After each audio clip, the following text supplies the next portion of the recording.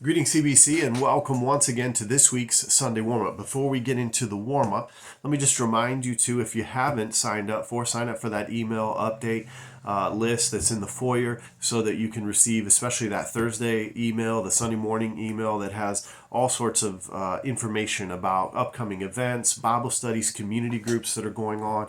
There's always something happening going on within the life of the church, and so it'll help you see the different ways you can get involved and what's coming up. Certainly, I would also encourage paying attention to the different bulletin boards and pieces of information that are on the tables in the foyer that are right next to those sermon note sheets that you will pick up on Sunday morning on your way in. Let me remind you of this week's Sunday night workshop on October the 8th, this coming Sunday, from 6 to 7:30, which is the same time as junior and senior high ministry, the Rooted junior senior high ministry group that's meeting from 6 to 7:30. We will be having a workshop this Sunday evening on how to study the Bible. So we will talk about methods of Bible study, ways to approach Bible study, different Bible study materials, study resources that are available. So we're just going to talk about all those things pertaining to how to study the Bible. Again, there's no sign-up sheets for these. Just come on in, and as you come, I'll make you pack it up, and we'll dive into some things about how to study the Bible. So this week we continue in our sermon series this month on John chapters 13 to 17, which, as we said last week, sometimes is known as the upper room discourse or the farewell discourse, these last words of Christ with the disciples before his death, burial, and resurrection.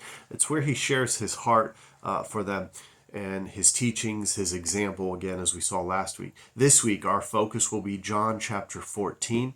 There's quite a bit each week as we're looking at a whole chapter rather than slowly moving through the material within each chapter. So we're covering quite a bit of information. So take some time this week, study, look at John chapter 14.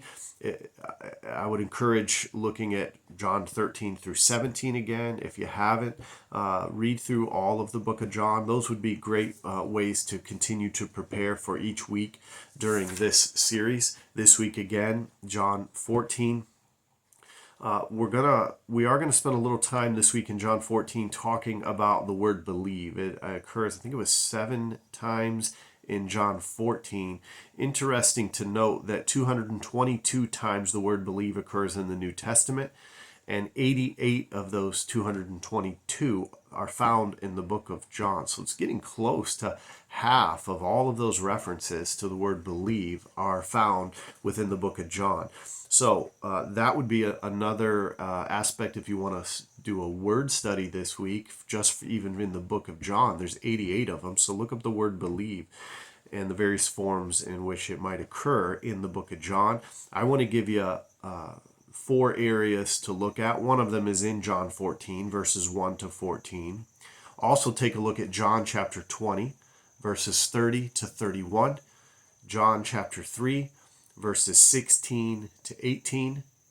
And John chapter 11, verses 25 to 27.